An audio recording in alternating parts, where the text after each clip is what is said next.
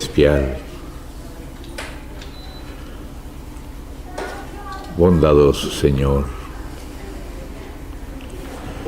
qué alegría, Señor, es poder venir a tus pies por toda la inmensa provisión que has hecho. Señor, para nosotros hoy venir ante ti, tú lo hiciste fácil. Es levantar nuestros ojos a ti, como tú dices, miradme a mí y sed salvos. Pero para ti no fue fácil, Señor. Tú recorriste un gran camino para venir hasta nosotros y alcanzarnos en nuestra muerte, en nuestra bajeza, Señor. Tu Hijo tuvo que ser probado, duramente probado, y vencer en todas las pruebas. Y Él tuvo que morir una muerte expiatoria por nuestros pecados. Y esto no fue fácil, Señor. Esto fue un largo camino del cielo a la tierra y de la tierra hasta los infiernos, Señor.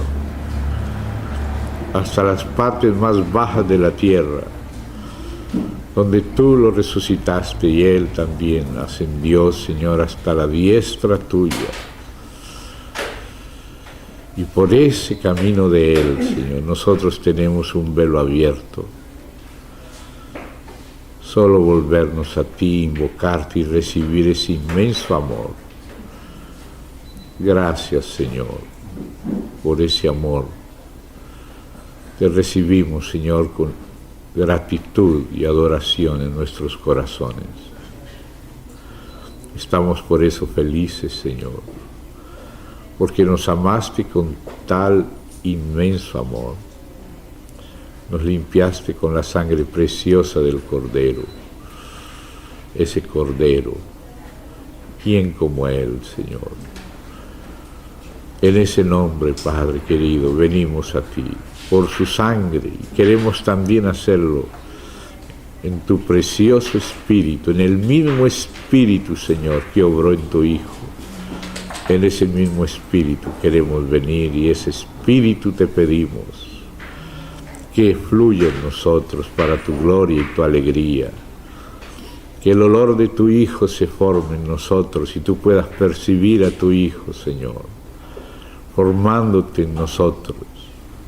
Porque tú dijiste que para eso hiciste al hombre, para conformarlo a tu imagen y a tu semejanza.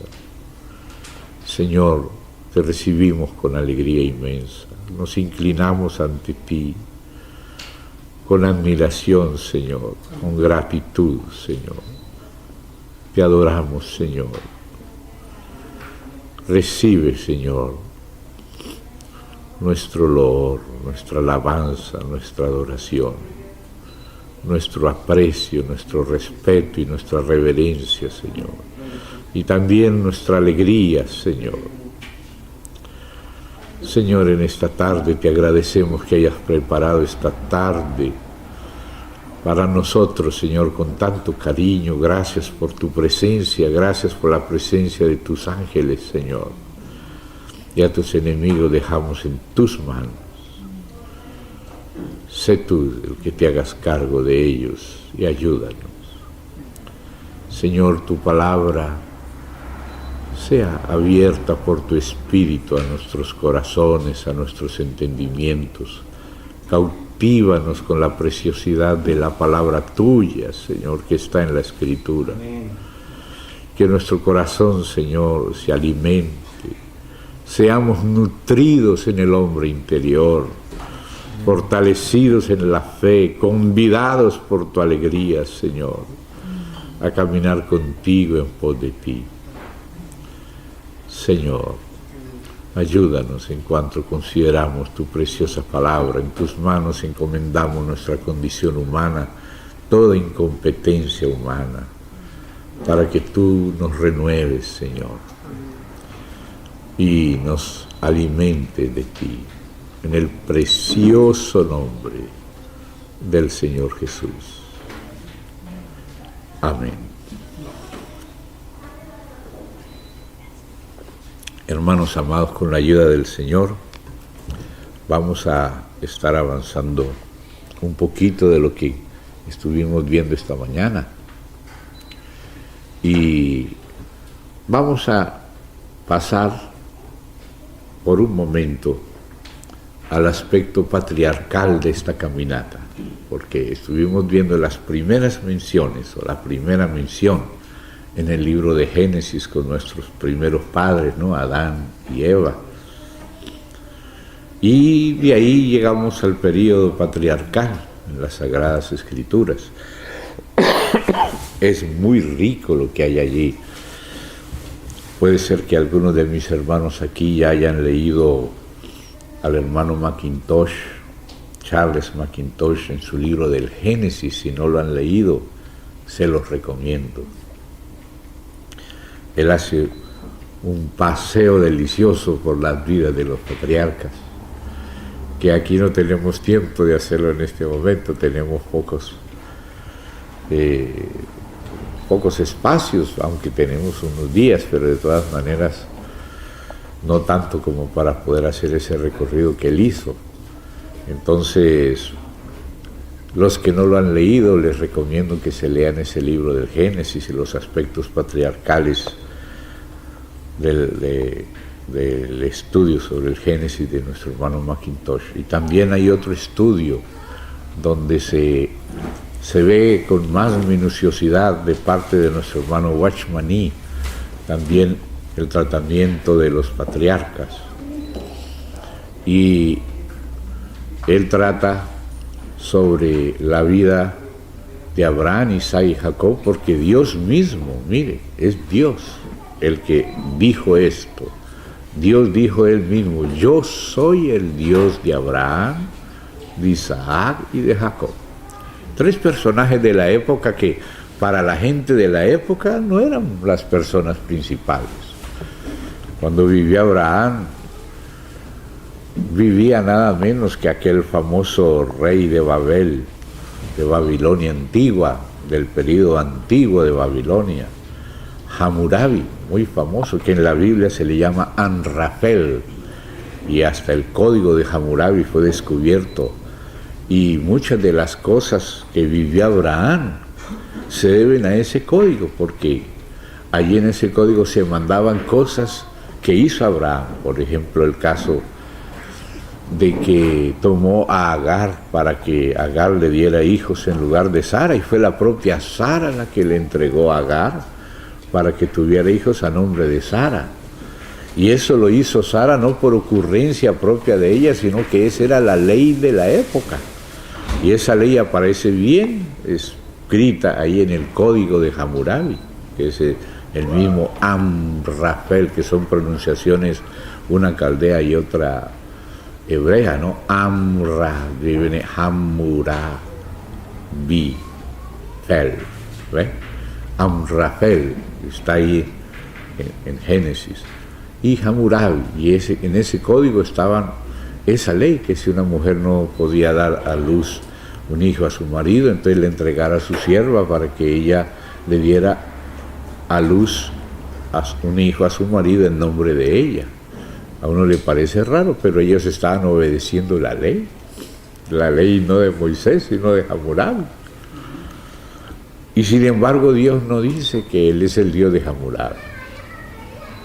Hubo otro famoso legislador en esas ciudades, Gudea de Lagash, muy recordado entre los sumerios antiguos, porque esas eran ciudades antiguas y había otros códigos, pero Dios no dice que Él es el Dios de Gudea de Lagash ni de alguno de esos famosos antiguos. Dios dice que es el Dios de tres ciudadanos, uno que era de Ur y otro que nació por allá y fue a vivir en Beersheba, y al final vivieron en Beersheba, en el Negev, en el sur de Israel, en una zona desértica, aunque ya no era tanto como ahora. Pero Dios dice que Él es el Dios de esos tres ciudadanos especiales, habiendo miles de hombres. Yo soy el Dios de Abraham, de Isaac y de Jacob. porque los otros no tenían a Dios por Dios. Pero entonces Dios los tenía a estos 3 patriarcas.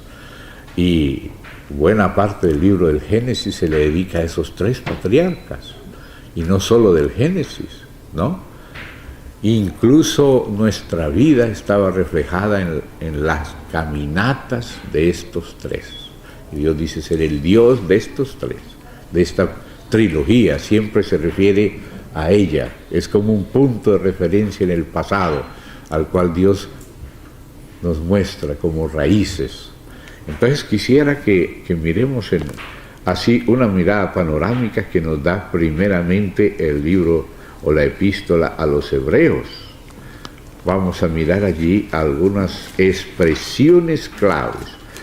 Lógico que no podemos pretender ver todos los detalles, más bien en particular ustedes pueden verlos mejor.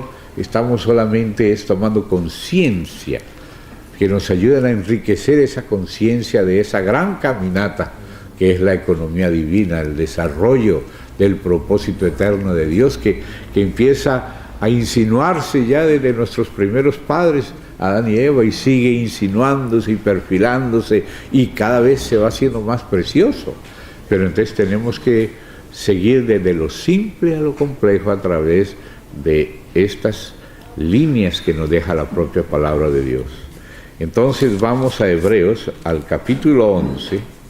Voy a saltarme los primeros versos, no voy a leer ahí ni de Abel, ni de Enoc, ni de Noé, sino que voy a concentrarme en los patriarcas por lo pronto.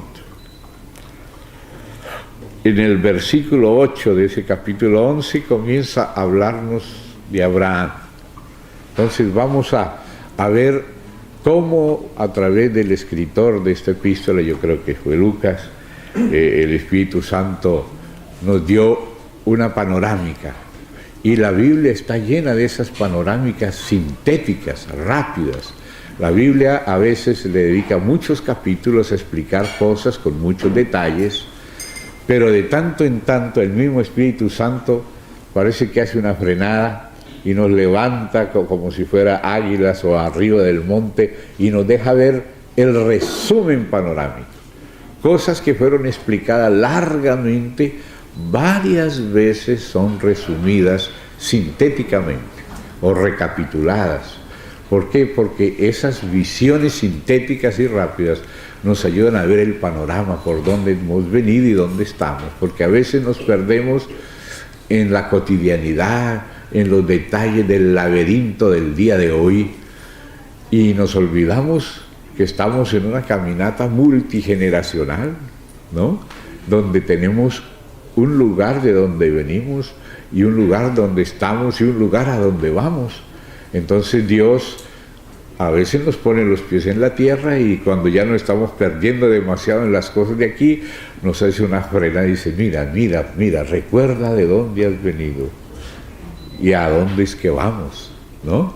Y tú ves esos capítulos de resumen en oración de Esdras, ¿ve? En la oración de Daniel, en la apología que hizo Esteban resumiendo las cosas, en aquella homilía de Pablo por allá en Antioquía de Pisidia, y otros capítulos del Salmo 78 y cosas así, donde varias veces el Espíritu Santo hace esos resúmenes. Y esos resúmenes lo que hacen es refrescar todo aquello y actualizarlo y traerlo y decir, somos los caminantes de este camino. Amén. Entonces, eso que vamos a leer ahora de la parte de los patriarcas es algo así rápido que nos trae, nos actualiza las cosas, pero para entenderlas desde hoy, desde lo que a partir de ellos se ha caminado y encontrar todo ese camino futuro ahí condensado en el pasado, incluso tipificado, y eso nos ayuda a entendernos a nosotros mismos y a entender los caminos de Dios. Amén. Entonces vamos ahí, Hebreos capítulo 11, desde el versículo 8, vamos a leer unos pocos versos para que veamos lo que el Espíritu Santo rescató de los largos capítulos del ciclo de los patriarcas en Génesis, ahora rescatados en una visión de águila, en una visión panorámica. Por la fe. Llamo la atención esa palabra, la fe de Abraham. Dios le llamó a Abraham el padre de la fe. ¿Ve? Le hizo promesas a Abraham y le dijo, así será tu descendencia. Y desde el principio le habló de dos aspectos de la descendencia de Abraham. Descendencia por la fe. El primer aspecto es que le dijo, tu descendencia, ya sea que pongas primero las estrellas del cielo o el polvo de la tierra, esos son los dos aspectos. Tu descendencia será como las estrellas. Mira las estrellas si las puedes contar. Así será tu descendencia. Y también le habló de que sería como el polvo de la tierra. ¿Quién se va a poner a contar los granitos de polvo? Dice, así va a ser tu descendencia, Abraham. Abraham le creyó a Dios y Dios le contó por justicia esa fe. Inclusive dice que lo evangelizó, dice la traducción ahí en Gálatas. Ahí estaba Dios adelantando el evangelio. Abraham, en tu simiente serán benditas todas las familias de la tierra. Entonces nos damos cuenta que estaba la descendencia natural, terrenal de Abraham, como el polvo de la tierra, pero también estaba la descendencia espiritual, como las estrellas del cielo, donde le dijo, mira, cuéntalas, así será tu descendencia, en tu simiente, Abraham, serán benditas las familias de la tierra. O sea, ya era algo más de solamente el pueblo natural de Abraham, era el padre de la fe. Ahora ya no te vas a llamar más Abraham, sino Abraham, padre de multitudes. ¿Y cómo comenzó esa fe? Y vamos a leer algo en Romanos que nos va a llamar la atención y que aquí también lo dice, las pisadas de la fe. Solo que en Romanos dice que nosotros seguimos las pisadas de la fe de Abraham. O sea que nosotros estamos retratados en las peregrinaciones de Abraham. Y por eso no debemos pensar de que leer esas historias de Abraham, de Isaac y de Jacob es cosa antigua. No, hermano, es una cosa de suma actualidad. De pronto, cuando Dios te abre los ojos, el avance tuyo en la fe, de fe en fe, aparece retratado. Y de pronto te encuentras que tú estás en esta o en aquella etapa de la fe, que fue retratada anticipadamente en la caminata de Abraham, y no solo de Abraham, también después de Isaac y también de Jacob. Entonces, por eso dice, por la fe. Y aquí empezó la fe de Abraham. Empezó cuando estaba en Ur de los Caldeos. Era una de las ciudades antiguas. Siendo llamado, obedeció para salir, y aquí dice, al lugar que había de recibir como herencia, y salió sin saber a dónde iba. ¿No? Y eso lo dice también el propio Génesis. Salió sin saber a dónde iba. Y vamos a repasarlo ahí mismo en el Génesis para que esas frases nos llamen la atención. Vamos allí al libro del Génesis, al capítulo 12,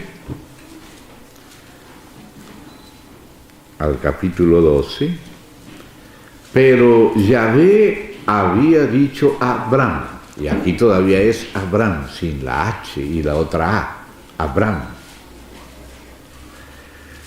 Vete de tu tierra y de tu parentela y de la casa de tu padre a la tierra que te mostraré.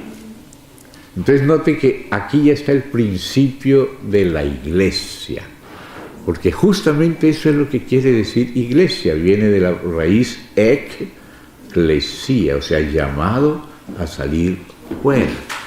La iglesia es una asamblea, pero no cualquier asamblea, la asamblea de los llamados a salir del mundo, de los llamados a salir del paradigma del mundo, del territorio del enemigo.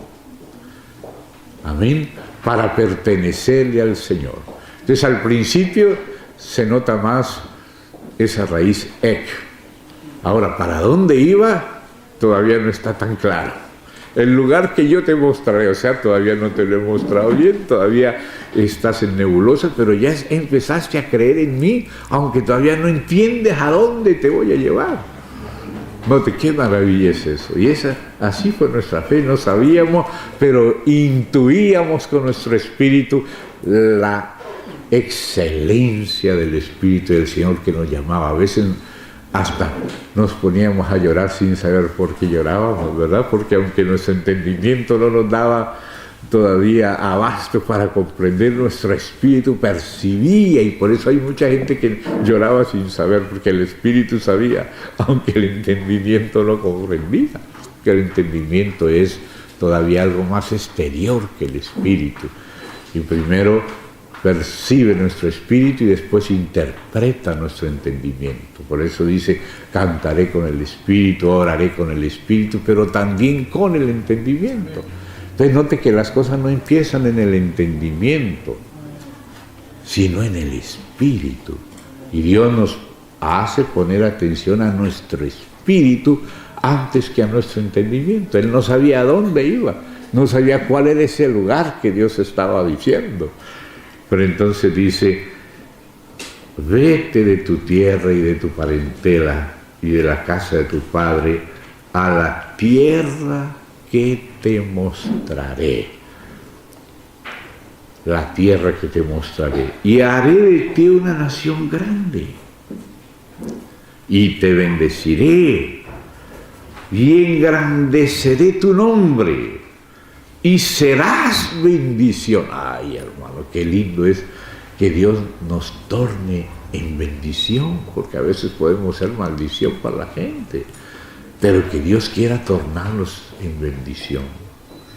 Bendeciré a los que te bendijeren, y a los que te maldijeren maldeciré, y serán benditas en ti todas las familias de la tierra. Mire lo que Dios tiene en su corazón, y escogió a este ciudadano, que no era ni siquiera el gran rey Hammurabi, que fue rey de Babilonia, pero tampoco era el rey de Ur, que los reyes de Ur son conocidos, son por la arqueología. Aquí ni siquiera es mencionado. Y se fue Abraham, como Yahvé le dijo, y Lot fue con él. Aquí no obedeció del todo a Abraham. Dijo, sal de tu tierra y de tu parentela, pero él no salió ni de Lot ni de su papá, ¿no? Y estuvieron, dice, él salió a los 75 años y salió de Harán después. Y ahí sigue hablando otras cosas, ¿no? De ahí salieron para Canaán. Y después llegaron a Siquén y a Moré, o sea, está mencionando diferentes lugares. Y después cuando leemos Génesis vemos diferentes altares. ¿Y por qué aparecen varios altares en la vida de Abraham? Porque cada altar es una consagración mayor de fe, porque un altar es renunciar a algo y ponerlo al servicio y en las manos de Dios. Eso es un altar. Por eso para Dios el altar es muy valioso, y ese altar lo vamos a volver a encontrar allá al final. Incluso en el milenio aparecen los hijos de Sadoc como los guardianes del altar. Para Dios el altar es la consagración. Los fariseos decían, bueno, si alguno jura por la ofrenda es deudor.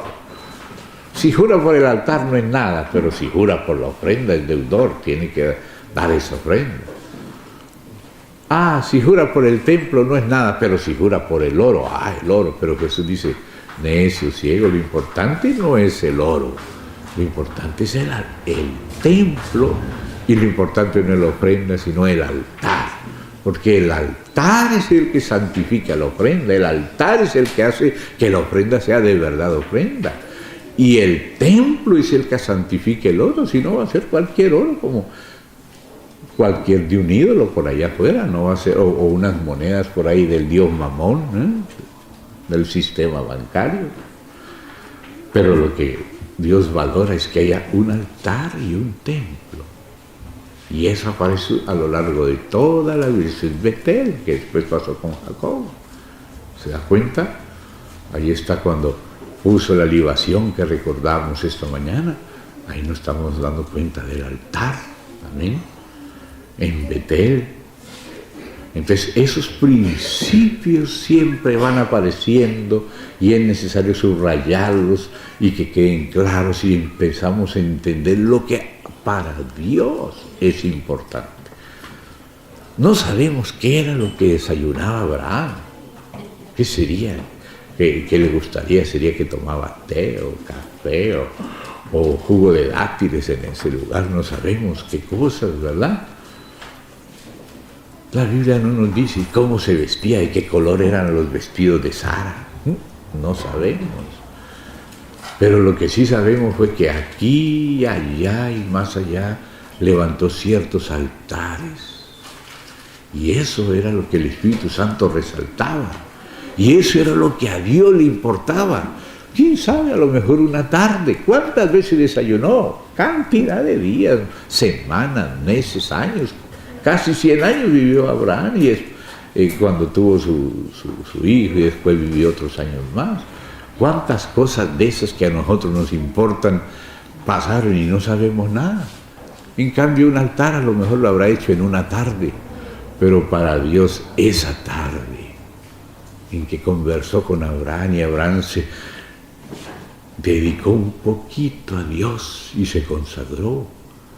Y después hubo otro altar más profundo, porque primero Dios te va pidiendo cosas, porque Dios no te las quita, pero Él las va recibiendo en la medida que Adán se las dedica, y por eso lo que era importante para Dios eran esas paradas ocultas donde nadie lo veía, donde estaba a solas con Dios y se ofrecía a Dios en cierto nivel de fe. Aquí cuando Él salió de Ur, salió de sus seguridades físicas, salió de su familia para salir con Dios que no veía, que era invisible y no sabía para dónde iba, para algún lugar, sí, pero le creyó a Dios aún sin tener las cosas claras. Ese fue un riesgo que él corrió en las manos de Dios y que Dios apreció esa fe y lo consideró el padre de la fe, como quien dice: Abraham, quiero tener mucha más gente que empiece a creerme como tú empezaste a creerme. Pero cada nuevo altar tenía que dedicar otra cosa, poner en riesgo otro aspecto. Hasta después, hasta el propio Isaac se lo pidió, también otra vez en el altar. O sea que nos damos cuenta que los altares son los que nos registra la Biblia, no los desayunos, no los almuerzos, no los vestidos, no las fiestas, no el turismo, no las vacas, todas esas cosas que él tenía. Esas eran solo añadiduras, pero lo que para Dios era importante eran esos esporádicos momentos donde se consagró en serio. Eso era lo que estaba registrado en el libro de Dios. Amén. Eso es lo que le importa a Dios.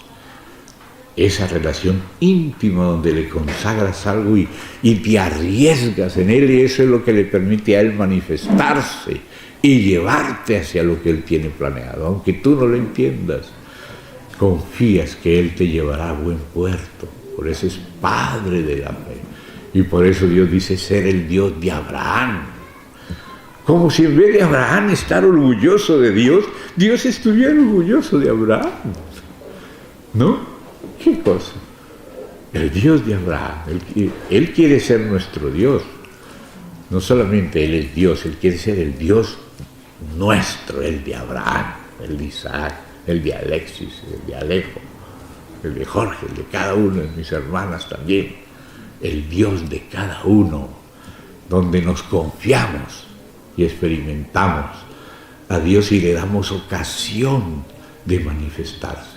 Vamos a decir, de aterrizar en la tierra.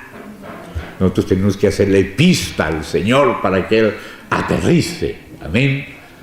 Aleluya. Entonces, aquí volvemos a pasar desde aquí de Génesis, porque hay, ya les mencioné esos dos libros que les recomiendo, el de Mackintosh y el de Watchman Nee, transformados a su semejanza, el de Watchman Nee, o algunos lo llaman también el Dios de Abraham, Isaac y Jacob, y el de Mackintosh, el estudio sobre el Génesis. Volvemos entonces allí, porque esta digresión hacia Génesis es debido a esta frase tan importante, por la fe, porque de eso se trata, de las pisadas de la fe, y esta fue la primera. Siendo llamado, obedeció para salir. Ese es el principio de la eclesía, llamado de eclesía, iglesia, esa es la iglesia.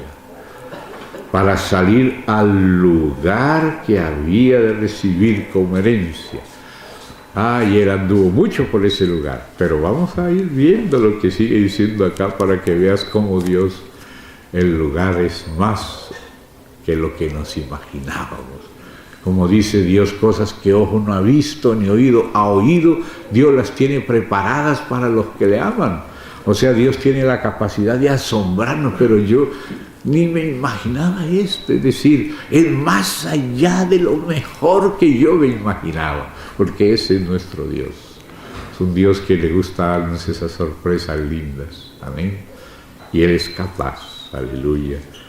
Y nosotros queremos también alegrar tu corazón, Señor.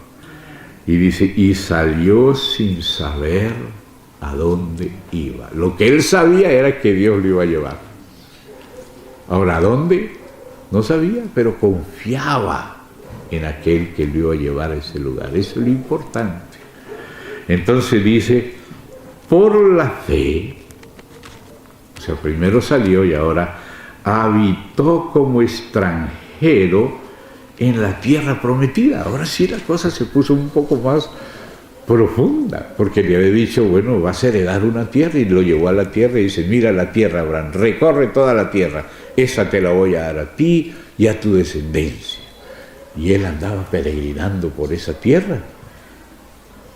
Y dice, habitó como extranjero en la tierra prometida. Note, ese es otro nivel de fe.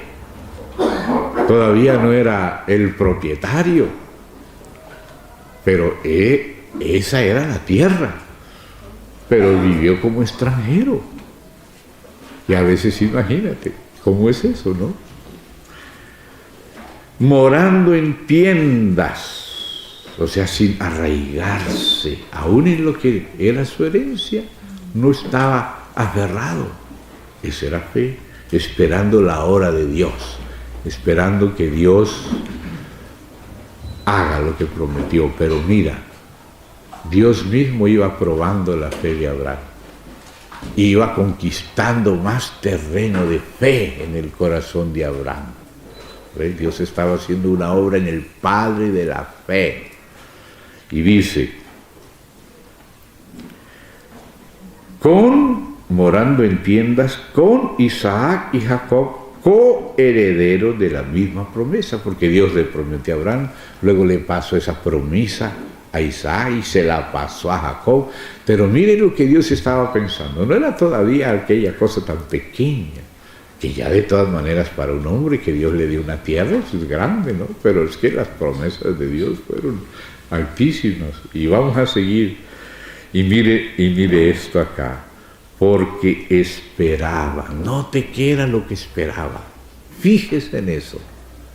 Fíjese hacia dónde va dirigida la fe. La fe tiene la mira en la nueva Jerusalén. A pesar de toda la peregrinación, cuando Dios había dicho, hagamos al hombre, ese hombre colectivo, a nuestra imagen, conforme a nuestra semejanza, y domine. Ahí le está hablando ya del reino, le está hablando de la esposa, y esa es la nueva Jerusalén, y ese es el reino. Todo eso ya estaba escondido en esas palabras: imagen, semejanza, dominio. Ya estaba ahí. Solo que no nos imaginábamos hasta dónde iba a llegar. Pero mire cómo ya en el corazón de ellos, mire lo que dice: por fe habitó como extranjero, porque esperaba la ciudad. ¿Ve lo que esperaba? No era Beerseba, no era ni siquiera la Jerusalén celestial, que apenas la tomó David de los jebuseos. Él ni se imaginaba en la Jerusalén terrenal. La ciudad que tiene fundamentos, cuyo arquitecto y constructor es Dios. ¿Se da cuenta? O sea, esa es la fe apocalíptica de Abraham, que pasó también a Isaac, a Jacob y a Israel, y que Dios la ha venido edificando. Pero fíjese, Abraham ya esperaba esta ciudad. ¿Se da cuenta? ¡Qué cosa inmensa! Por la fe también, ahora pasa el caso de Sara, otro altar, otra experiencia, siendo estéril. Note cómo hace Dios. A veces uno no entiende, pero ¿por qué las otras personas nacen y tienen hijos? ¿Y por qué Sara es estéril? También Rebeca era estéril. También Raquel era estéril. También Ana era estéril. María no era estéril, pero era virgen. ¿Por qué Dios escoge este grupo de estériles? Recuerdo lo que recordamos esta mañana, como el Señor le habló a Faraón, pero como para hablarle al diablo que está detrás de él. Para esto mismo te levanté, para mostrar en ti mi poder y que mi nombre sea anunciado en toda la tierra. Entonces uno debe entender las oposiciones, las imposibilidades, como un desafío a nuestra fe para dar lugar a la manifestación de Dios. Bueno, la manifestación de Dios. ¿Por qué eran estériles? Para que se viera que es algo que el hombre no puede hacer por sí mismo, aunque quiera. Ella quería dar a luz, pero no podía. Entonces obedeció la ley del país, la de Hammurabi, el código de Hammurabi, y le dio a Agar. ¿Y qué engendró Agar? El peor enemigo de Isaac, que todavía no nacía, Ismael, hasta hoy. Los aborrecen con todo el alma. Y después, cuando él ni ella podían más, entonces ahí Dios metió la mano y los rejuveneció. De tal manera que un rey se enamoró de esa viejita Sara. El rey Abimelech se enamoró de una viejita de 90 años. ¿Qué le pasó a esa viejita? Fue renovada, y el viejito también. Y nació Isaac de esos viejitos. ¿Se da cuenta? Eso el hombre no lo puede hacer. Entonces Dios a veces nos coloca en situaciones donde para nosotros es imposible, pero es como un desafío. ¿Vas a confiar en mí, en lo que te dije? ¿Vas a confiar en mí? Si confías, Dios hace maravillas. Dios hace lo que ningún hombre puede hacer. Pero nosotros tenemos que ser colocados entre la espada y la pared, para que la fe abra brecha, abra pista para el Señor aterrizar en la tierra. Porque lo que Dios quiere es venir a la tierra. Nosotros nos queremos ir para el cielo ya, pero el Señor dice: espérate un poquito en la tierra. Ora, hijo mío, ora. Padre nuestro que estás en los cielos, santificado sea tu nombre. Venga a nos tu reino y hágase tu voluntad en la tierra, porque en la tierra es donde es el problema. ¿Qué le dijo Dios a Adán? Sojuzgar la tierra. En la tierra es donde está el enemigo. En Canaán es donde están los nefilim, la simiente de los nefilim. Pero yo te la daré a ti, a Israel. ¿Ve? Ahí existe una guerra cósmica en medio de la cual nacimos. Y Dios nos escogió como sus soldados. Mire, el ejército de Dios un montón de señoras rodeadas de niñitos y unos pobres hombres. El ejército de Dios, uno pensaría en Miguel y eso, no, pero esa es otra guerra. Pero la que pelea el ejército de Dios, esas señoras, esos niñitos, personas llenas de enfermedades, de problemas, de sufrimientos, de confusiones y todo.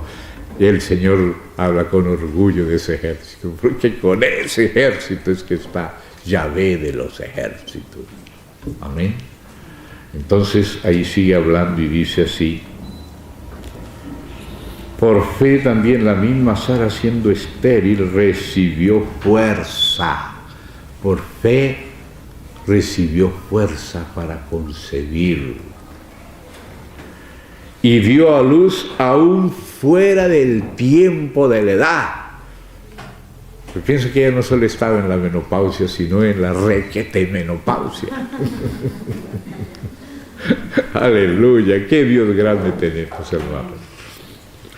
Y dice, porque creyó que era fiel quien lo había prometido. O sea, lo que honra a Dios es nuestra fe, no andamos por vista.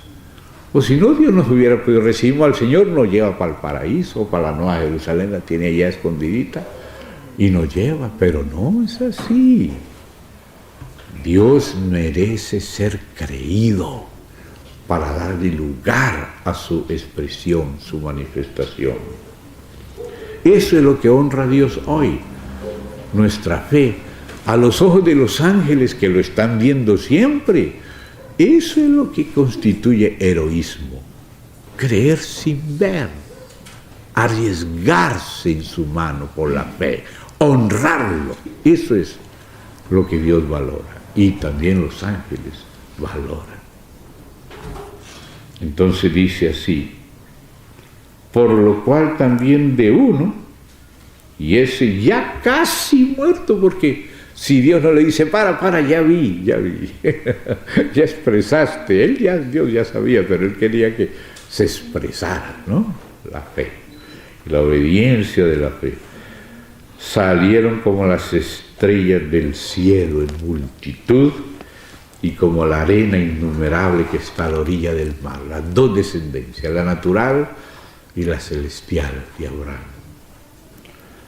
Conforme a la fe, ahora noten esto, conforme a la fe murieron todos estos sin haber recibido lo prometido, sino mirándolo de lejos, porque el trabajo de Dios no es para una generación, sino para muchas. Y dice, creyéndolo y saludándolo. Esas son palabras claves. Debemos creer a Dios y saludar. Ahí está, Señor, qué maravilla. Saludando lo que ha de venir, saludándolo. Y confesando que eran extranjeros y peregrinos sobre la tierra. Porque los que esto dicen claramente dan a entender que buscan una patria, que no es esta, la de esta tierra. ¿Se da cuenta? ¿Cuál entonces? Dice, pues si hubiesen estado pensando en aquella de donde salieron, allá Ur de los caldeos, ciertamente tenían tiempo de volver, pero Dios le dijo, salga de aquí, este mundo no es lo nuestro. Lo nuestro es más sublime, más grande. Nosotros no vivimos para aquí, nosotros somos peregrinos aquí. ¿Amén? Nosotros queremos algo conforme a la naturaleza de nuestro Dios. ¿Ve? Por eso estamos acá y el mundo nos puede ofrecer muchas boberías, pero Moisés también, ¿qué hizo? Desechó lo que le ofrecía Faraón y ser llamado el hijo de la hija de Faraón. Porque saludaba como si estuviera viendo al que es invisible.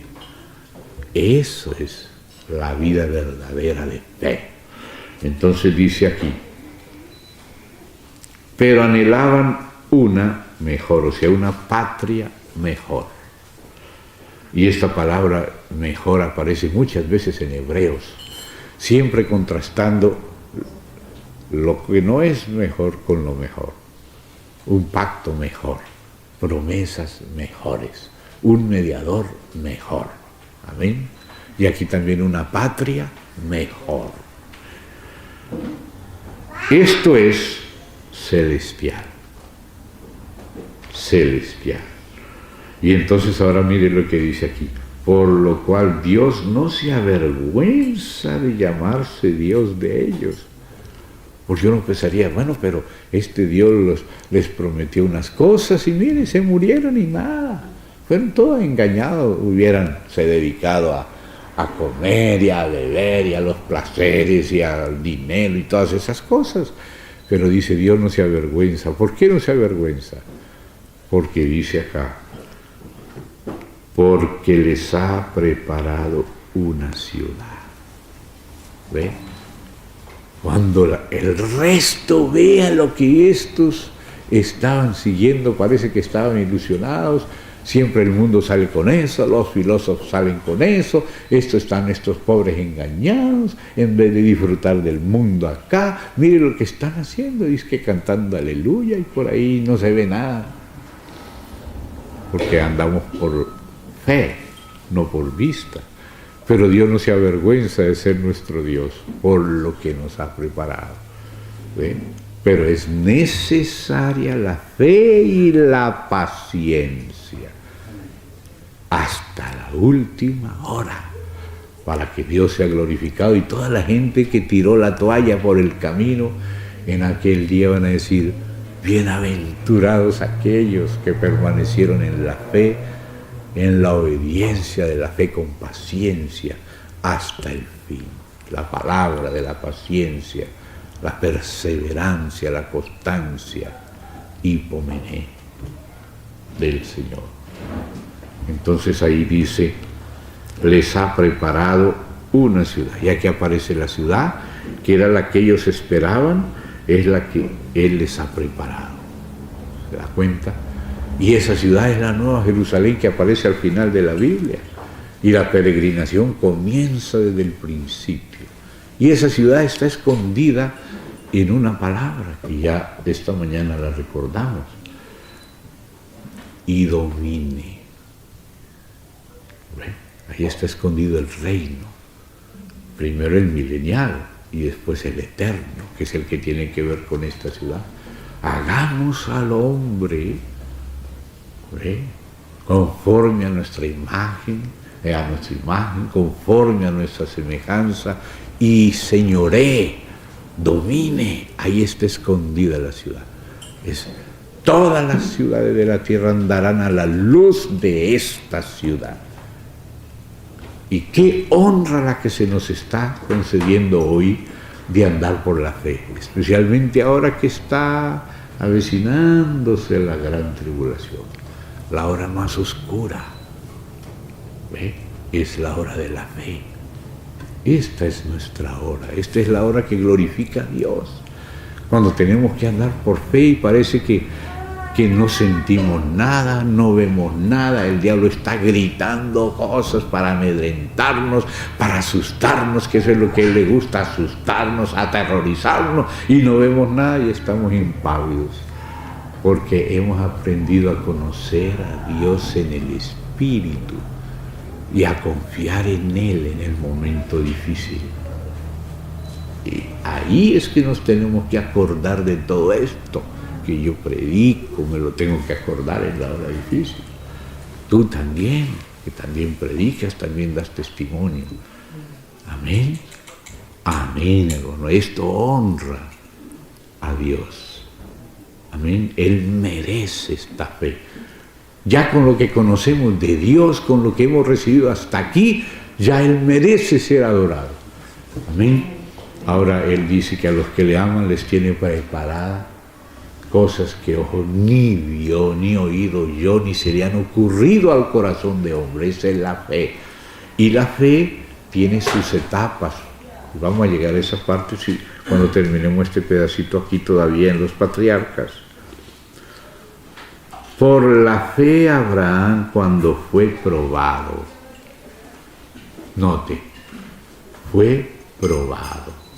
La fe es probada, por eso se habla de las batallas de la fe. El mismo Señor Jesús fue probado. Imagínense, Él fue probado. Y Él dijo, vosotros que me habéis acompañado en mis pruebas, yo os asigno un reino. O sea, acompañarle en las pruebas no es solamente ver cuando Él es probado, sino también ser probados como Él. Eso es acompañarle en sus pruebas. Yo os asigno un reino. El mundo se burla de esto, los incrédulos se burlan, se creen muy sabios.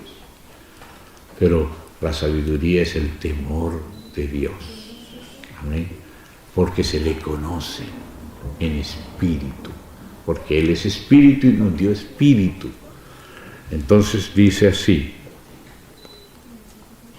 Por la fe, Abraham, cuando fue probado, ofreció a Isaac lo mismo que le había sido confiado. Se le pidió que lo arriesgara en las manos de Dios. O sea, Él no se aferró con fuerza natural. Él honró a Dios diciendo, poderoso es Dios para cumplir su palabra. No voy a pelear por mi propia fuerza, voy a confiar. Se das cuenta que son distintos altares y cada altar es una prueba mayor para conquistar un terreno mayor, para poder dar más lugar a Dios de manifestar su gloria y de alegrarse con sus hijos y que sus ángeles también se alegren, porque todas estas nuestras caminatas de fe son la película que está de moda en el cielo. Aquí puede que esté de moda la guerra de las galaxias o el parque jurásico de los dinosaurios, pero el cielo está viendo una película diferente. Los ángeles están viendo un espectáculo, que es este espectáculo, primero el de Cristo, ¿no? Y después el de la iglesia, el de los vencedores. Es como si estuviéramos en la arena del Coliseo romano, con gladiadores, con leones y todo, y la gente viendo a ver en qué va a parar todo. ¿Será que Blandina va a negar al Señor? Esa hermana llamada Blandina, que era una esclava, que llegó a ser mártir y animó a los mártires, sufrió terriblemente. Imagínese, hermano, ahora ella estará feliz, súper feliz de haber pasado por ahí, no huir, sino enfrentar aquello. Entonces dice así, cuando fue probado ofreció Isaac, y el que había recibido las promesas ofrecía su unigénito, habiéndosele dicho, en Isaac te será llamada descendencia. Pero dice, pensando que Dios es poderoso para levantar aún de entre los muertos. Y esa es la fe en la resurrección. Porque Isaac es una figura de Cristo, es la simiente de Abraham, en la cual serían benditas las naciones. O sea, es una figura de Cristo, andaba cargando la leña por donde Jesús cargaba la cruz. Pero regresó vivo, como Jesús. La fe de Jesús. Amén. Entonces dice ahí, de dónde, o sea, de entre los muertos, en sentido figurado, o sea que esto es toda una figura, la vida de Isaac es una figura también, en sentido figurado también le volvió a recibir. Note cómo captaba Lucas, no si era Lucas el que escribió esta carta, cómo percibía a Cristo en los patriarcas. Por fe bendijo Isaac a Jacob y a Esaú respecto a cosas venideras, y hasta hoy se están cumpliendo. Ahí están las bendiciones de Jacob al final de Génesis. Por la fe Jacob al morir bendijo a cada uno de los hijos de José y adoró apoyado sobre el extremo de su bordón. y ahí después continúa con José, pero yo escogí la parte patriarcal primero. Ahora sí vamos a aquel pasaje en Romanos, que lo mencioné, pero pongámosle mucha atención, porque ahí es que nos confirma que todo esto tenía que ver con nosotros. No era solamente una historia del pasado, sino era nuestra historia escondida en las peregrinaciones de estos patriarcas, de los cuales Dios se gloria ser Dios de ellos. Dios dice, yo soy, como si dijera con orgullo, soy el Dios de Abraham, el de Isaac. Puede ser que el de Hammurabi fuera Moloch o cualquier otro, pero el de Abraham era Dios, el Dios único y verdadero. Ahora estamos en Romanos capítulo 4.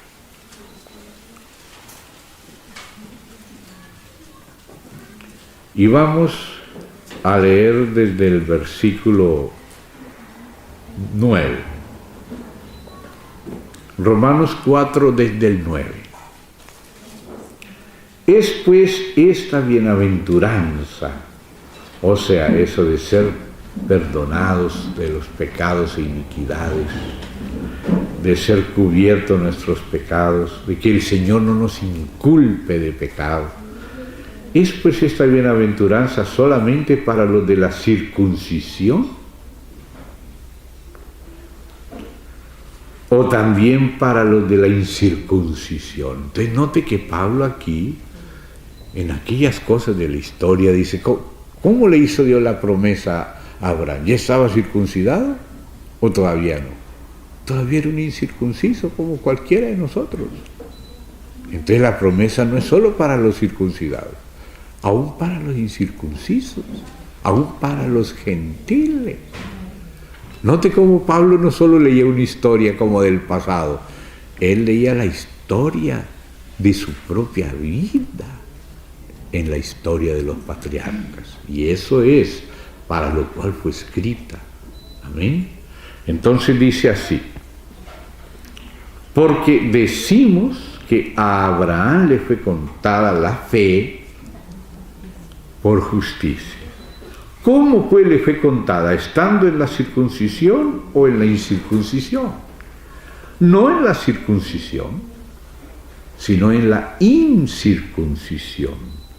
Y recibió la circuncisión como señal, y de esto nos habla Colosenses, que nosotros somos circuncidados en Cristo, que Él es que es nuestra circuncisión, que aquella circuncisión que era de la carne era apenas una figura de la verdadera, y por eso incluso antes de venir Cristo y de venir Pablo, ya Isaías hablaba, circuncidad vuestros corazones y no vuestros prepucios. O sea que la circuncisión tenía un sentido espiritual.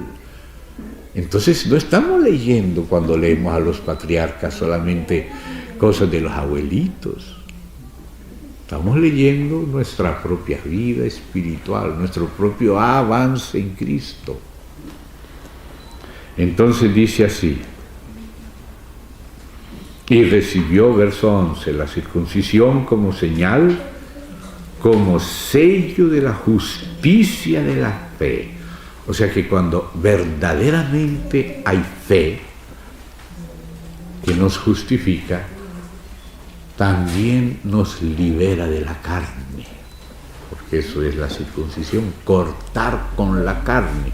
El que anda en la fe, el que anda en el Espíritu, no anda en la carne. Y ese es el sello, ¿ve? La señal como sello de la justicia de la fe que tuvo estando aún incircunciso, para que fuese padre de todos los creyentes no circuncidados, o sea, también de los gentiles, de la iglesia, o sea, de las estrellas del cielo, no solo de los granos de polvo de la tierra, a fin de que también a ellos, note, ya esto se da cuenta que no es solo para ellos. Por eso es que nos detenemos a comernos este pollito, saboreándolo bien, chupando los huesitos y todo.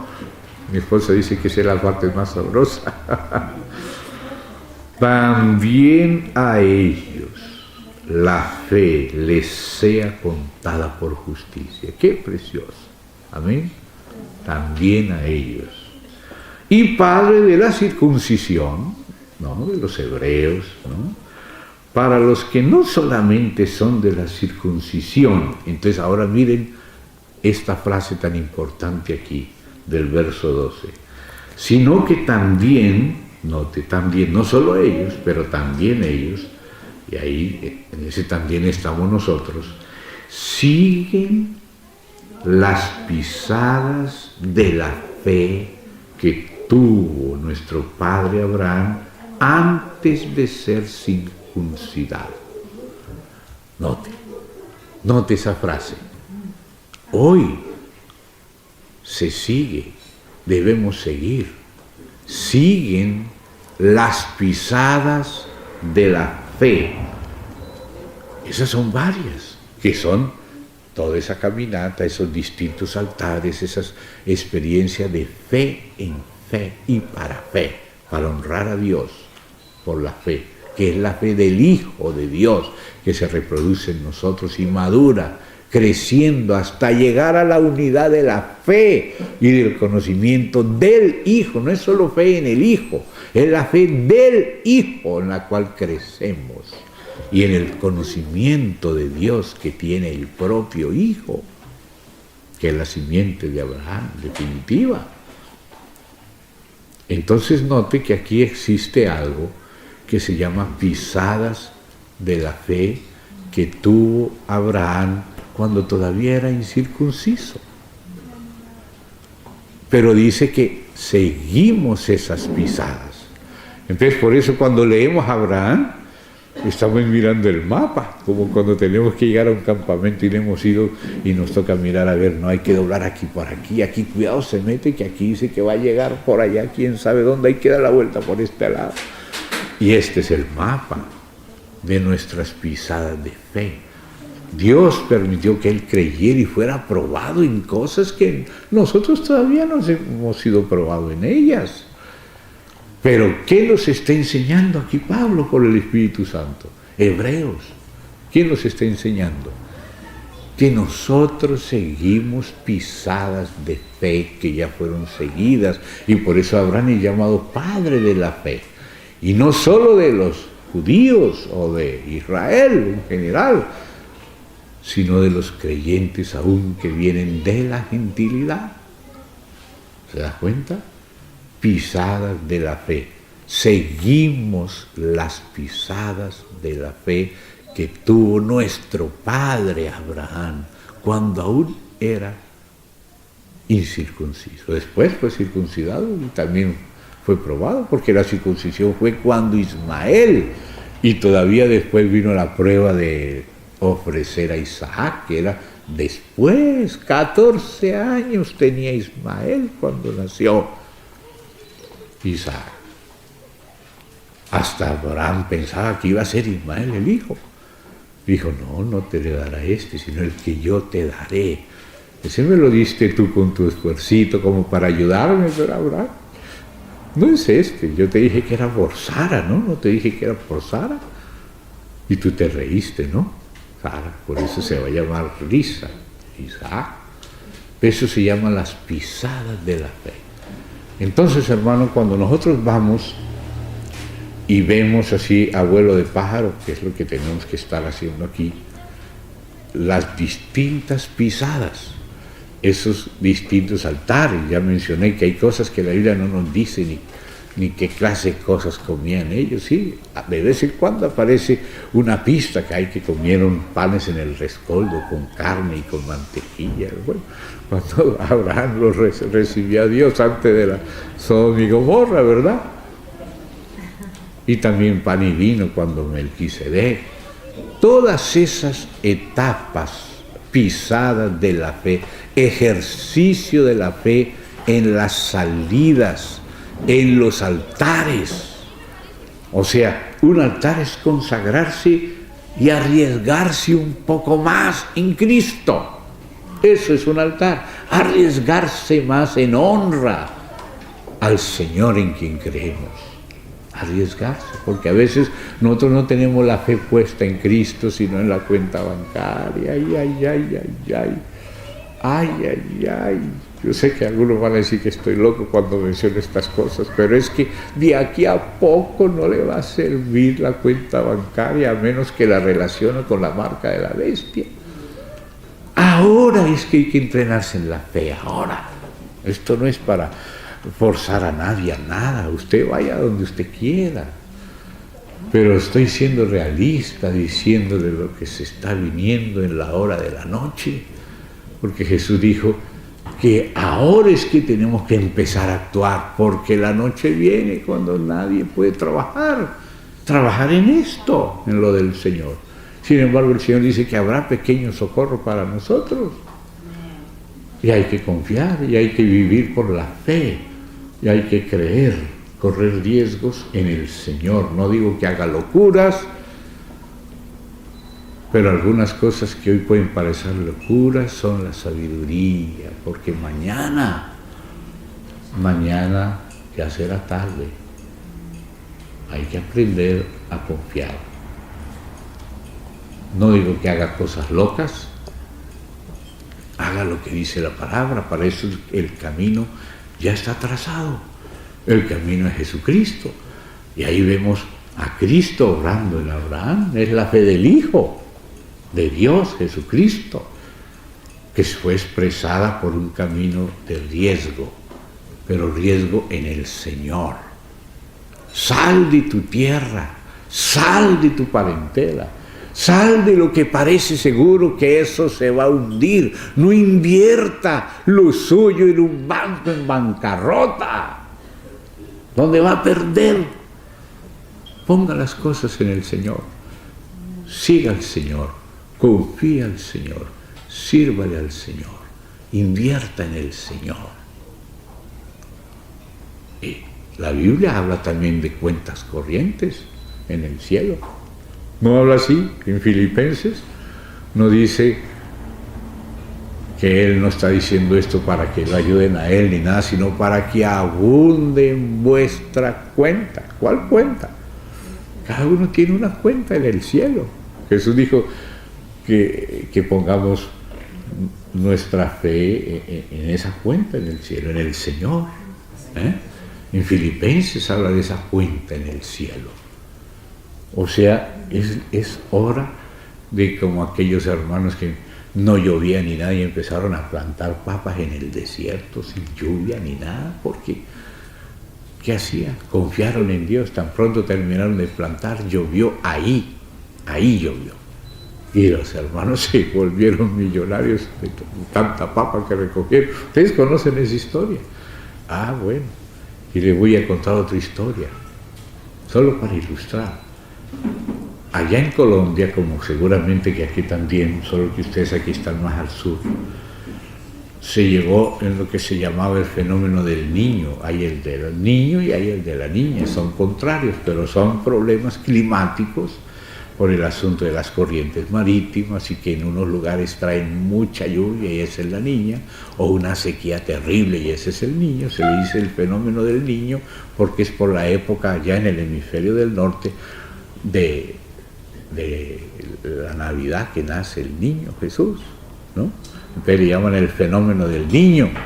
Entonces allá en Colombia pasaban así 6 meses de sol, una sequedad terrible, no llovía, una sequía tremenda.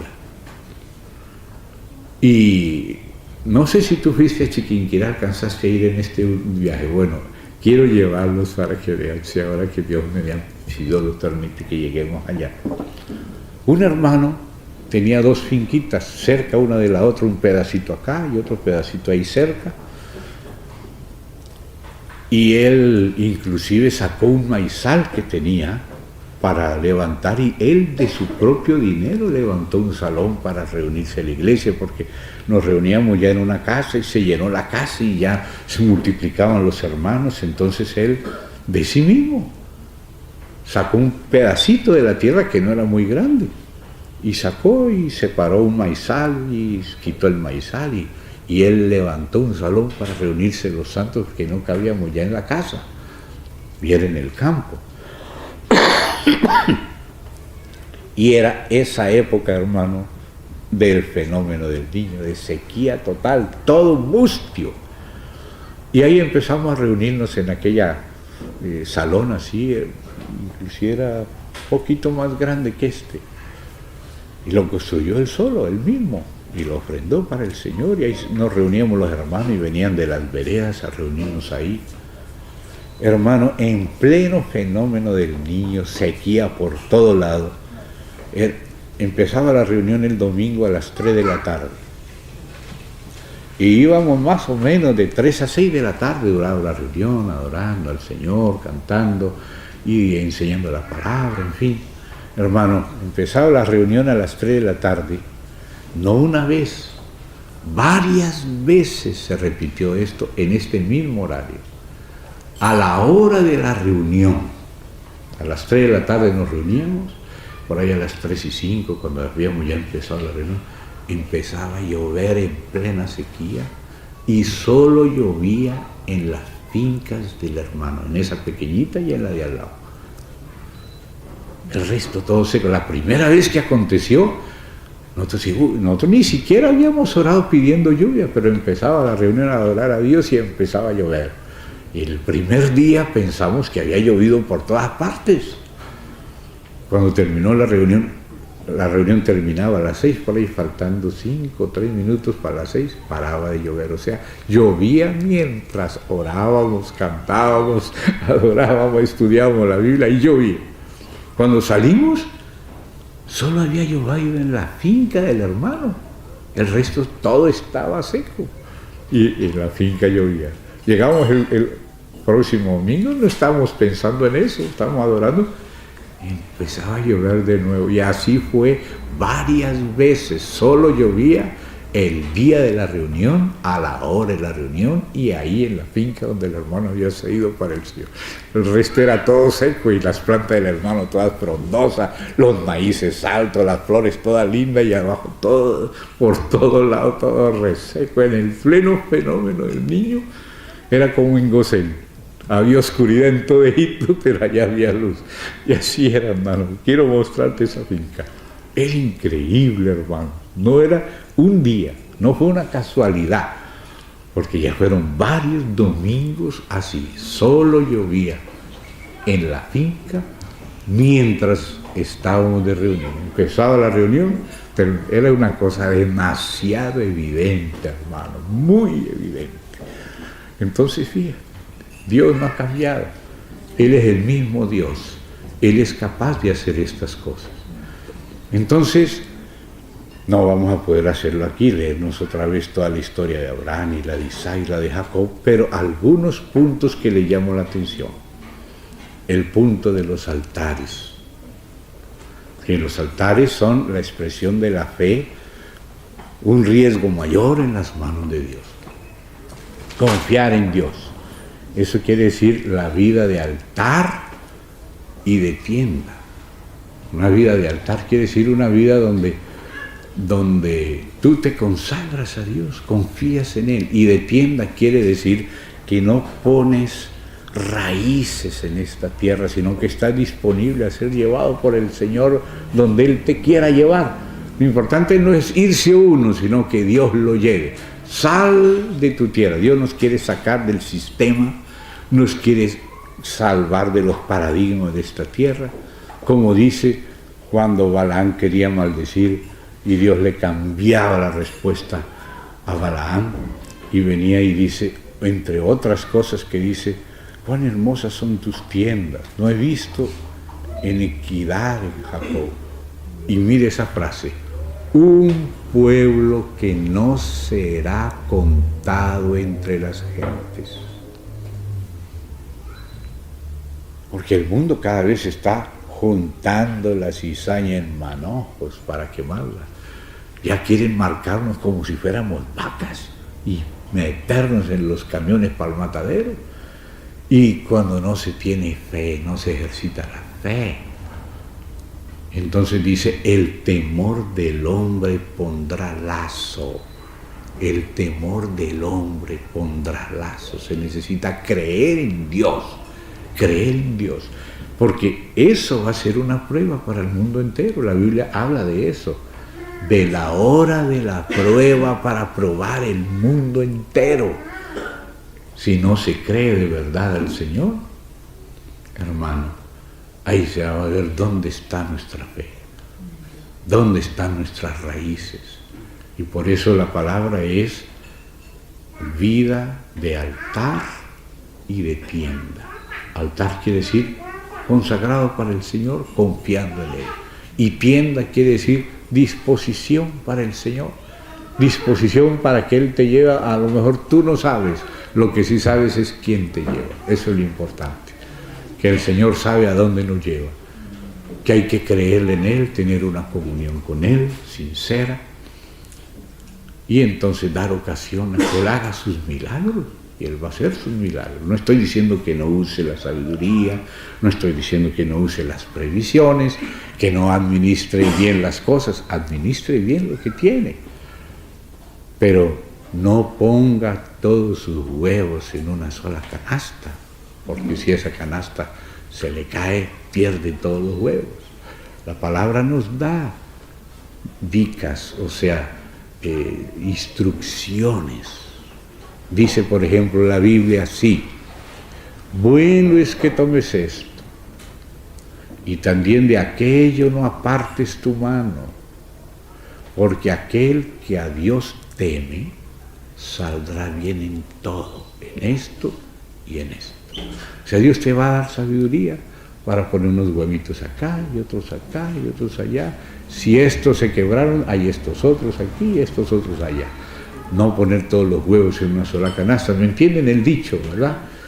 Eso quiere decir que Dios te dé sabiduría, porque si se te cierra para acá, Dios ya tenía preparado. Y Dios puede utilizar tu buena disposición, tu sabiduría, pero pídele que sea Dios el que te guíe. Pídele que sea Dios el que te diga cómo moverte, en qué invertir y en qué no. Yo no te voy a decir esas cosas puntuales, solo estoy llamando la atención que es una hora de fe y de sabiduría. Fe para creer en el Señor y confiar en su palabra, y sabiduría es atender lo que dice su palabra. A veces nosotros pensamos primero en la casa y después en el alimento. Dios dice: antes de levantar tu casa, dispón tus labores en los campos. Dispón tus labores en los campos. Porque así cuando termine de edificar tienes con qué comer. Pero si lo inviertes todo en la casa y después no puedes comprar en el supermercado, a no ser que sea con un determinado sistema. Entonces por eso dice: antes de edificar tu casa, dispón tus labores en los campos. Hasta te dice qué hacer hasta con la leche. Está en Proverbios, que uno pensaría que no habría esas porciones de la palabra que se ocupe hasta qué hacer con la leche, pero sí, qué hacer, haz esto así, esto es para esto es para aquello, esto cúbrelo con esto.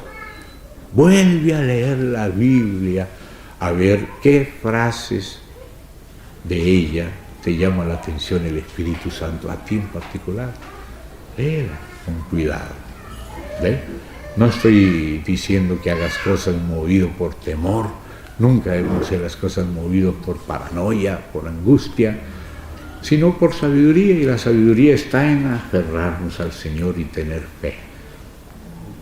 Contar con el Señor. Él a veces permite que seamos estrechados por todos lados para confiar en Él. Confiar en Él, no hacer cosas movidas por el miedo, como dice la Escritura, que saldremos sin miedo, sin apresuramiento. ¿Ve? Que nuestra fortaleza es confiar, y a veces incluso hasta estarse quieto. Estad quietos y ved que yo soy Jehová, dice el Señor. ¿Ve? Entonces, conocer la palabra, que ella nos dirija, pero la confianza debe ser en el Señor. Debe ser en el Señor. Y ahí cuando empiezas a ver la vida de los patriarcas, ahí vamos a ver eso. Las pisadas de la fe. Cada altar es más profundo. Es un riesgo mayor, pero un riesgo en Dios. Todo riesgo que es en Dios deja de ser un riesgo. Pero cualquier otra cosa que nosotros pensamos que es firme, de verdad no lo es. Solo Dios es firme. Entonces, confiemos en Dios, no vamos a actuar de una manera insensata. Él también nos dio los 5 sentidos para usarlos, pero usarlos en unión con Él, preguntándole a Él, conversando con Él, pidiéndole dirección y haciendo las cosas como que hay Dios. Y a la vez también hay cosas que Él quiere que administremos en unión con Él. ¿Amén, hermanos?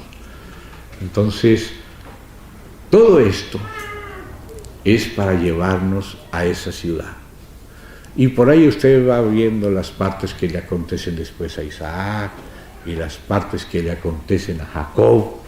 Solamente me quiero detener en Jacob, no en toda su historia, sino en y con esto termino esta parte, lo relativo a Betel, porque es tan evidente, ya lo mencionamos hoy, hacemos una lecturita para que resalten aquellas frases especiales y descansamos ya de esta parte. Entonces vamos ahí a Génesis, vamos a buscar en Jacob. Voy a saltarme varias partes de Jacob y llego solo al 28 de Génesis.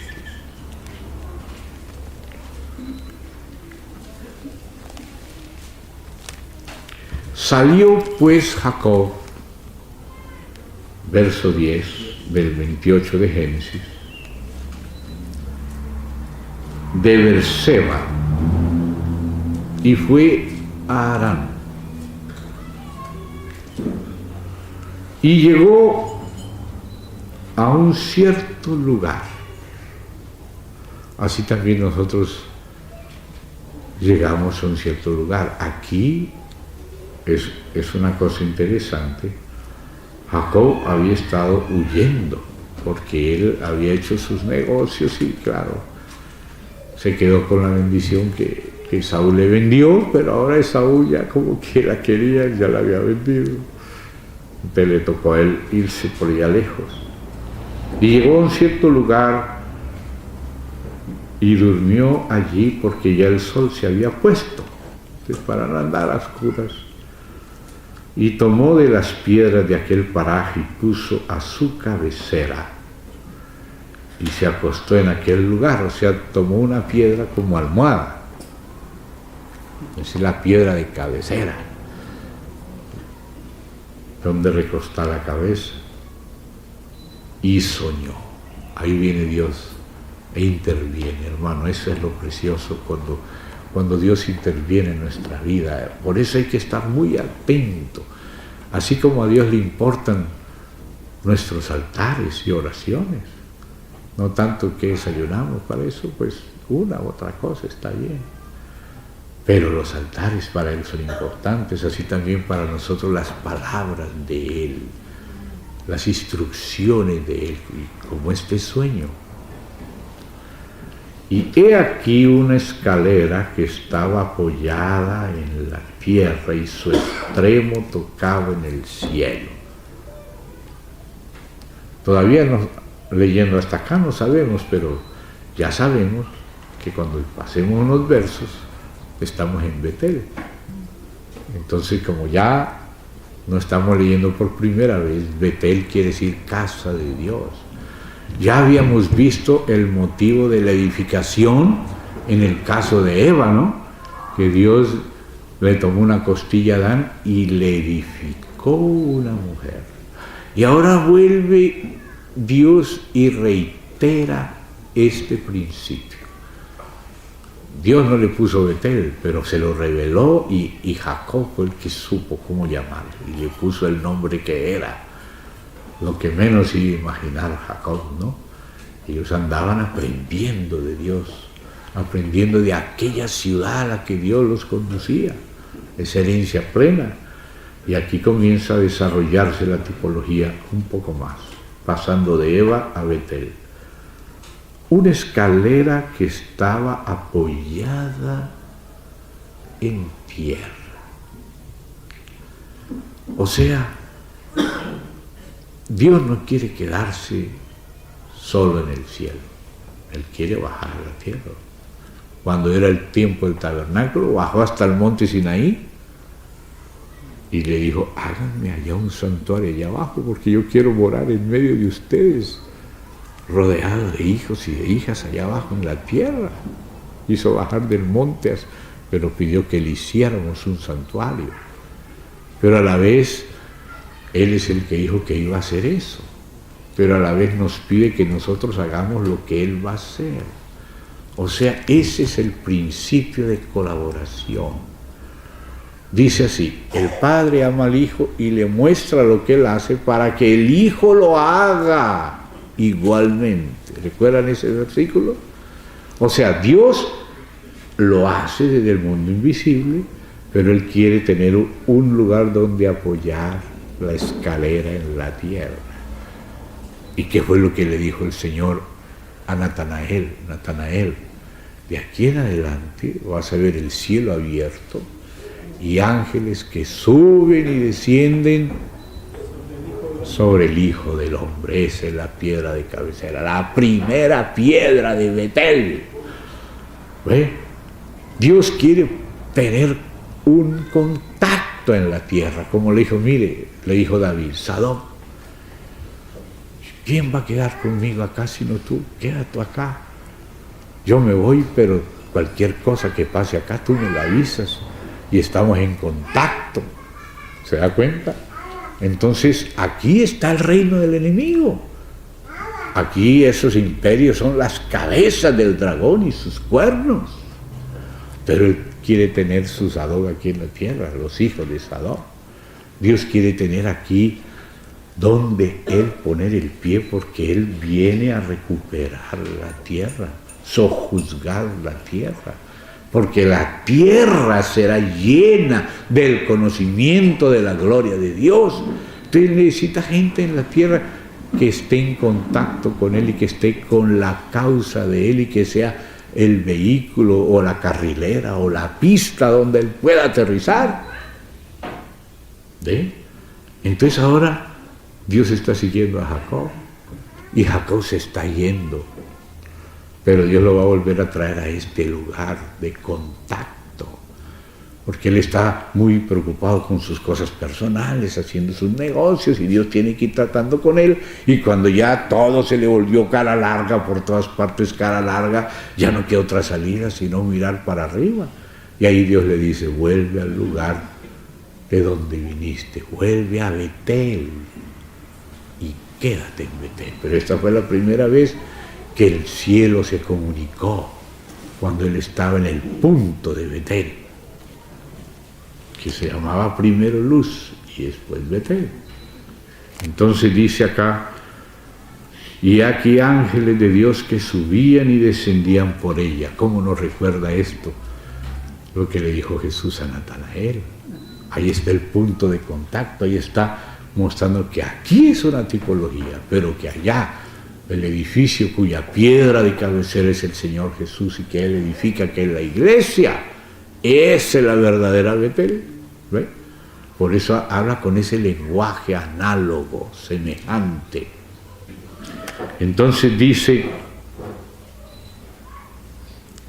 y aquí ángeles de Dios que subían y descendían por ella, por esta escalera, y he aquí Yahvé estaba en lo alto de ella y Jacob en lo de abajo, el cual dijo, yo soy Yahvé, el Dios de Abraham tu padre y el Dios de Isaac. Ahora va a querer ser también el de Jacob, y luego el de Israel, y luego el de todas las naciones de la tierra. Pero empezó así. La tierra en que estás acostado te la daré a ti y a tu descendencia. Esa es la buena tierra, que es figura de Cristo, según Hebreos 3 y 4. Será tu descendencia como el polvo de la tierra, y te extenderás al occidente, al oriente, al norte y al sur, y todas las familias de la tierra serán benditas en ti y en tu simiente. Note cómo Dios sigue con su trabajo con la siguiente generación, ¿no? Qué precioso. He aquí yo estoy contigo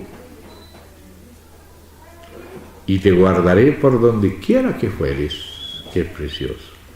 Y volveré a traerte a esta tierra. Por tanto te está yendo, ¿no? Pero yo voy a ir detrás de ti, te voy a volver a traer acá. Así sea con la cara larga del tío Labán. El instrumento que Dios usa es cosa de Dios. Lo importante es que vuelva a ese lugar. Ese es el lugar donde hay que estar. Porque no te dejaré hasta que haya hecho lo que te he dicho. Aleluya, qué frase preciosa. No te dejaré hasta que yo haya hecho lo que te he dicho. Yo voy a hacer esto. Y yo lo voy a hacer. Y no voy a dejarte. Donde tú vayas, yo voy a ir contigo y voy a estar haciendo, hasta que te traiga a este lugar, para que te quedes aquí. Este es tu lugar, ¿no? Y le dice, y despertó Jacob de su sueño y dijo, ciertamente Yahvé está en este lugar, y yo no lo sabía. Qué lindo es cuando sus ojos le son abiertos y ve la mano de Dios que estaba escondida, pero estaba ahí. Gloria a Dios. Hermano, eso es lo que te alegra.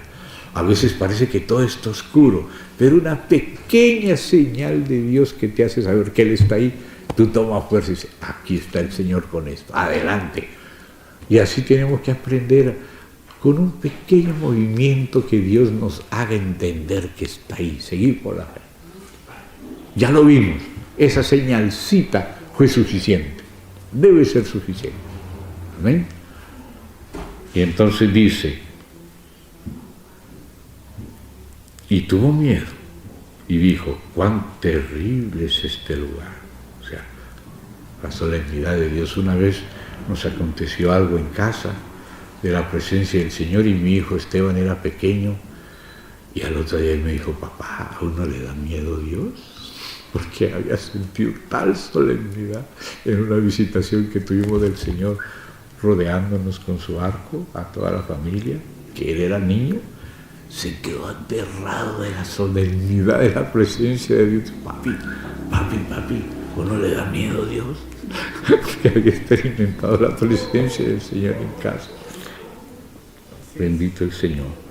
Entonces dice aquí, tuvo miedo y dijo, cuán terrible es este lugar. No es otra cosa que lo que Dios buscaba, ¿ve? Me haréis un santuario, lo va a decir después otra vez a Moisés, casa de Dios y puerta del cielo. Y se levantó Jacob de mañana y tomó la piedra que había puesto de cabecera y la alzó por señal.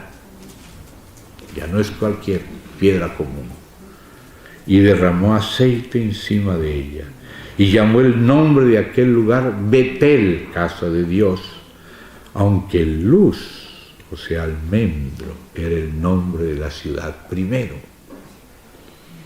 E hizo Jacob voto, diciendo, si fuere Dios conmigo y me guardare en este viaje en que voy, y me diere pan para comer y vestido para vestir, un poco más negociante que Abraham, ¿no? Abraham no puso tantas condiciones, ¿no?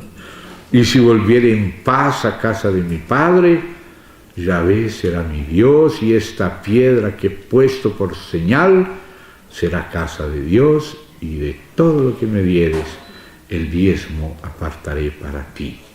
Voy a saltarme unos capítulos para completar esto de Betel.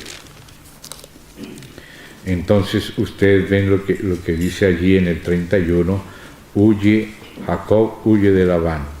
Luego en la huida se prepara para encontrarse con Esaú, y ahí viene Peniel, lucha con Dios, o sea, Dios lucha con él, luego se reconcilian, pero Dios en el 35 llegamos, 35, y dice, Dios bendice a Jacob en Betel. Note que hasta aquí mencionó la piedra y la unción. Pero ahora dice así: dijo Dios a Jacob, levántate y sube a Betel y quédate allí y haz allí un altar al Dios que te apareció cuando huías de tu hermano Esaú. Él no se quería encontrar con Esaú, pero Dios le hizo encontrar y ver como si el rostro de Esaú fuera el rostro de Dios, porque Dios nos hace encontrar con nuestros errores, con los hermanos, y nos damos cuenta que fue Dios que nos puso entre la espada y la pared y que no nos podemos escapar. ¿Ve? Esa es la revelación de Betel. A veces estamos huyendo y huyendo y huyendo y llega un momento en que dicen, no huyas más, que cuando te encuentras con tu hermano con quien tienes problemas, te estás encontrando es conmigo. Era el rostro de Dios que vio cuando vio a Esaú. Te estás encontrando conmigo. ¿Por qué? Porque eso a dónde nos lleva. ¿Cuándo fue esa experiencia? ¿Rumbo a dónde? Rumbo a Betel. Betel había sido un punto de revelación. Él había visto la casa de Dios, pero no se había consagrado hasta la sangre. No se había comprometido con la revelación. En el 28 aparece la revelación. Allí está la piedra, allí está el aceite, pero no está la libación. Y Pablo que dice en Filipenses que él derramó su vida en libación, en el servicio de la fe de la iglesia. O sea que para Dios es importante Betel. Yo no debo tener las cosas religiosas para que me satisfagan a mí, sino hasta donde le satisfagan a Dios, y hay que estar dispuesto a llegar hasta derramarse en libación, que es lo próximo que se hizo en Betel. Vuelve de todas las vuestras que has dado y vuelve a Betel y quédate ahí en Betel, quédate en Betel. ¿Ve? Ahí es donde está el interés de Dios. Dios está edificando su casa. Y ahí es donde no podemos más huir de nuestros hermanos, porque Dios nos hace encontrarnos con nuestros hermanos como si nos encontráramos con Dios. Nos encontramos otra vez con lo que hemos hecho. Algún día nos volvemos a encontrar con lo que hicimos y podemos huir, pero Dios no quiere que huyamos. Quédate ahí en Betel. Yo te dije que te iba a acompañar y te he acompañado todo el tiempo, pero yo también te dije, te voy a volver a traer a este lugar. ¿Cuál lugar? Betel. Y ahora ya lo agarró Dios. Se le volvió un problema por todos lados y ahora ya tenía que salir. Y se iba a encontrar con quien no quería y cosas, huyendo. Y hay que aceptar la realidad y someternos, o sea, libación. Libación es uno de los puntos en el camino. Libación es un nivel de altar. Pagar el precio que sea para que Dios tenga un lugar en la tierra como Él lo merece. Señor mío, esto no se lo predico a otros, sino a mí mismo. Entonces dice así: levántate, sube a Betel, quédate allí y haz allí un altar al Dios que te apareció cuando huías de tu hermano Esaú. O sea, como quien dice, ya habías hecho este altar y ahora vas a tener que hacer uno más profundo en este mismo lugar. Entonces Jacob dijo a su familia y a todos los que con él estaban: quitad los dioses ajenos. No tengo otro Dios ni otro interés. Este es mi Dios, el Dios de Betel. Y dice: que hay entre vosotros y limpiaos y mudad vuestros vestidos y levantémonos y subamos a Betel y haré allí altar al Dios que me respondió en el día de mi angustia. Ahí las cosas todavía eran personales de Jacob y Dios lo ayudó. Y ha estado conmigo en el camino que he andado, o sea, aprendió de la fidelidad de Dios. Y así dieron a Jacob todos los dioses ajenos que había en poder de ellos y los zarcillos que estaban en sus orejas, y Jacob los escondió, como quien dice, los enterró debajo de una encina que estaba junto a Siquem. Eso es como la cruz, ¿no? Y salieron, aleluya. Ahora mire lo que pasó. El terror de Dios estuvo sobre las ciudades que había en sus alrededores y no persiguieron a los hijos de Jacob. O sea, cuando Jacob pagó el precio, vino el terror de Dios sobre los otros. Ni se atrevían, como cuando Labán quiso venir y dice, mire, no te atrevas ni siquiera a hablarle descomedidamente. Primero le hacían mala cara y se vino enojado, pero Dios dijo, no le hable descomedidamente.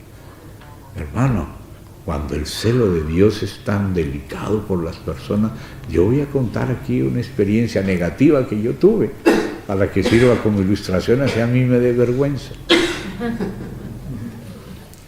Una vez sucedió, por respeto al hermano, no voy a decir su nombre, un querido hermano, un siervo de Dios, le sucedió una cosa chistosa. Y yo no quería hablar mal de él, ¿no? Yo no quería ni rebajarlo. Solamente que iba a contar la anécdota, pero yo no me puse en el lugar de que él iba a ser ridiculizado por esa cosa chistosa que le aconteció, que yo iba a contar descuidadamente. Y estábamos en una sala conversando y había una ventana abierta, yo estaba aquí sentado y la ventana estaba abierta, acá, una para este lado, otra para ese lado, y estábamos conversando y yo iba a contar la anécdota. No tenía en mi corazón, pienso yo, ninguna intención de hacer lucir ridículo a un hermano, un siervo de Dios. No, yo no quería hacerlo lucir ridículo ni nada. No era mi intención rebajarlo, pero como que no me di cuenta del celo que Dios tiene por cada hijo suyo y cada siervo. Y si yo contaba una cosa que sucedió de verdad, pero se iban a reír de él y Dios no iba a tolerar eso. Ahí comprendí el aprecio de Dios por cada uno de sus siervos. Y en el momento que iba a abrir la boca y comenzar a contar una anécdota, hermano, vino esa ventana y ¡pam! Me dio la ventana sola. No había nadie, nadie cerró la ventana, nadie le empujó, yo pienso que sí, un angelito. Y tan pronto iba a abrir la boca, la ventana ¡pam! Me dio un totazo. En ese totazo entendí todo en un segundo. No puedo poner en ridículo a un siervo del Señor, porque el Señor tiene celo. Imagínese que para ganarse el respeto, para poder hablar en nombre de Dios, ahora yo voy a destruirlo con una anécdota chistosa. No, ese siervo ha caminado con el Señor, no que sea infalible ni perfecto en sí mismo, pero es alguien de quien Dios tiene celo, que no se hable nada. Y yo iba a cometer el error de ridiculizarlo sin la intención de ridiculizarlo. A veces uno no piensa que dice cosas que le provocan a Dios celo. Dice, el que os toca es como si metiera su dedo en mi ojo, toca a la niña en mi ojo. Dios es tan serio que uno mejor cerrar la boca que no hacer lucir ridículo a un siervo de Dios. Hermano, me acuerdo del totazo. Le doy gracias a Dios que el Señor no me dejó abrir la boca. Cuando iba a empezar a hablar ya llegó la ventana en mi frente. Y a una hermana le pasó que tan pronto iba a comenzar a hablar de un hermano, en ese mismo momento estaban debajo de una parralera, una de las maderitas que sostienen ahí la parralera se soltó y le cayó en la boca y se lo enterró. Cuando iba a empezar a hablar mal de otro siervo del Señor, ¡pum! Y ahí aprendió. ¿Usted no le ha pasado a veces que se ha mordido la lengua en un momento especial?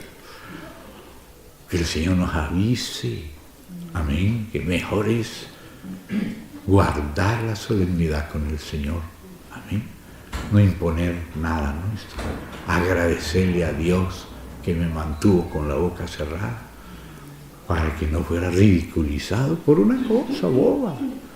Cuando es un hermano que ha caminado con el Señor rectamente, ahora yo voy a mostrar una anécdota negativa solamente para burlarnos y reírnos a costa de él.